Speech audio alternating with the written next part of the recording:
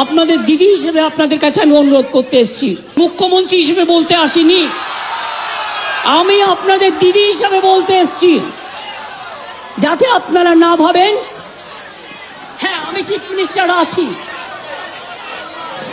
আমি একটা পার্টিও বিলংস করি, কিন্তু আপনাদের কাছে এসেছি যদি বলেন as a chief minister, as a elder sister এবং আপনাদের আন্দোলনের সমব্যথী এবং সমসাথী। রাজ্যের অভিভাবক তিনি যে কোনো জায়গায় আসতে পারেন, আমাদের ধর্ণা মঞ্চে এসেছেন, এটাকে আমরা ওয়েলকাম করছি। থাকা উচিত এই দৃষ্টিভঙ্গি আজ 34 দিন পরে কেন, আরো আগে হওয়া উচিত ছিল বলে আমি মনে করি। কিন্তু ঠিক আছে, রাগ বসা জেদাজিদের কোনো জায়গা নয়। আমি মনে করি যদি তিনি চেয়েছেন আলোচনা করতে, আমরা আলোচনা করতে রাজি আছি। উনি যেখানে বলবেন, যে কোনো জায়গায় বলবেন, যে কোনো সময় বলবেন, আমরা আধ ঘন্টা 40 মিনিট একটু সময় চেয়ে নিচ্ছি, শুধুমাত্র আধ ঘন্টা 1 ঘন্টা সময় চেয়ে নিচ্ছি। তার মধ্যে উনি যেখানে ডাকবেন আমরা আলোচনায় বসতে রাজি আছি।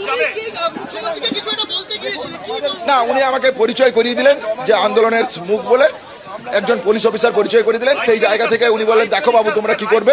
আমি বলেছি এইটাটাই যে আমরা আন্দোলনে এই আলোচনায় বসতে চাই, এইটুকুই কথা হয়েছে।